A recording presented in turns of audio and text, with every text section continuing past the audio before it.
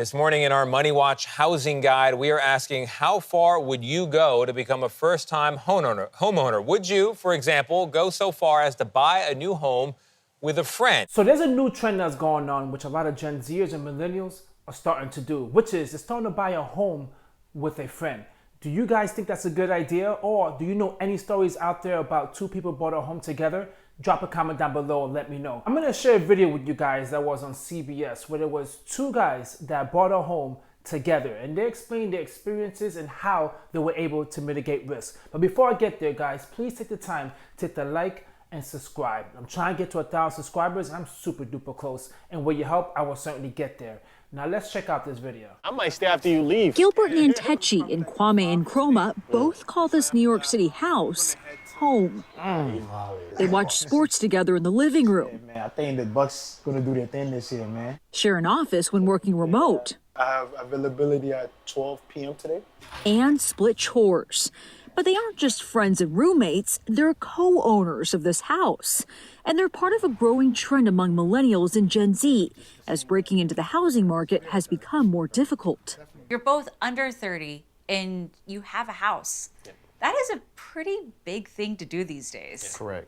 But it felt really good doing it with a partner. We mitigated a lot of risk. Yeah, I don't know if I'll be able to get a home with a friend like that. Okay, that's a big, big, big responsibility and a big commitment. One person could decide to just, hey, I want to go live with my girlfriend. I want to get married and then leave the house. The other person might just get laid off or lose a job or whatever the case may be. There's so many situations that come along with owning a home that it's hard for two people to agree with and to deal with. Maybe someone wants to remodel, the other one doesn't. You know, it's just, I understand though, to be very honest with you, the fact is you just want a place to call home. Okay, you're tired of dealing with the rent prices being so high. I get it. And you want to do it with your friend, which that friend, one of the friends wasn't that smart. He was saying the Bucks are going to win the NBA championship. I don't know about that.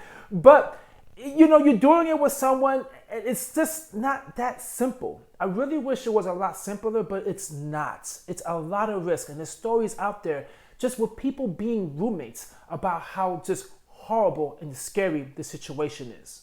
An industry survey from earlier this year found nearly 15% of Americans have co-purchased a home with someone other than a romantic partner, and another 48% say they would consider it. Do you think you could have been homeowners if you didn't buy a place together?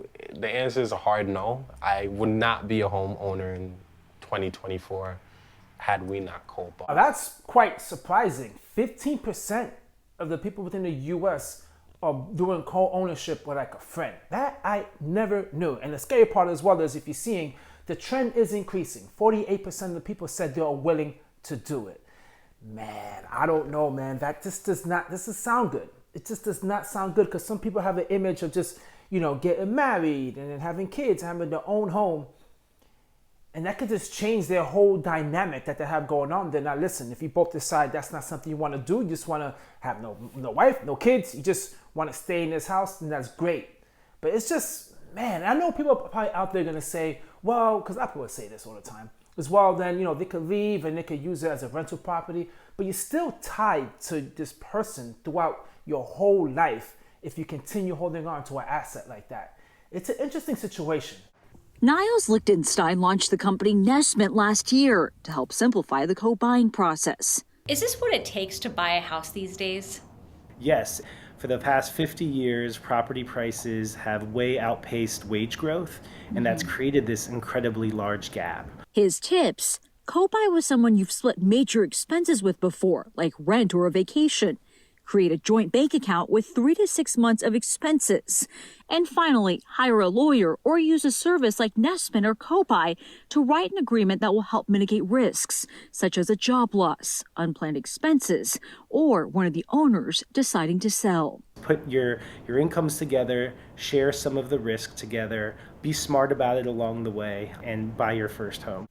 Now that does sound like a smart thing to do. It definitely does. That company that seems to provide like some type of legal service in the contract to, you know, to mitigate the risk. But I'm just wondering, like, how will that work with the mortgage company? Do they need to see that? Because if you have some type of stipulation with the lawyers or whatnot, a legal contract where one person can't sell or the one person can sell, whatever the case may be, I would think the mortgage company would need to be involved in that because they're the ones that are giving out this mortgage. So they want to make sure that there's nothing within a legal contract that will allow one party to just walk away and the other party, who most likely on his own cannot be able to afford the mortgage payment, will have to handle that. That seems like a very interesting thing, but if you're gonna do it, that might be the best way to do it. It really is. But man, it just shows you how much people just want to get a house. Period. They don't care what it takes, they just want to get a house. I personally don't feel like there's nothing wrong with renting until you get to that point. Until you get to a point where you can save up, you can buy a house, or maybe your life situation changes where it might become a lot easier to get a house, like you get married or whatever the case may be, inheritance, who knows. But to just trust someone, I don't know, man. How many of us have the same friend for the past 15, 20 years? A lot of us don't, okay? A lot of people don't even stay with their roommate in their own, apartment for more than a year or two. Usually do it for like a year, the most is 2. To get a house together, that seems like really like a really difficult thing to do. It's not just co-ownership growing in popularity. Multi-generational homes with at least 2 adult generations under one roof are also on the rise. Census data analyzed by CBS News found a 57% increase of 25 to 34-year-olds living with their parents over the past 20 years. Now that you're starting to see a lot. A lot of Gen Zers are not be able to go out and get their own home. They decide to stay home with their parents until they get their money up, and then they're able to get the house once they get the career done, once they finish college or whatever it is, and try to live on their own. But a 57% increase is quite a bit. I kind of like seeing that though. I'm not gonna lie, I like seeing that because it's letting me know that people being smart with their money. They're not just jumping into the peer pressure of society telling them to get a house and to do all these other things. They know I'm not ready yet. I'm trying to stay home, take care of my business, and then move on to my own and handle my business. Me, I'm a little different though, okay? I'm more about go out there, learn how to swim, and I'll figure it out. But I do have to respect the fact of if someone knows they're not able to do it on their own, they stay with their parents until they can figure it out.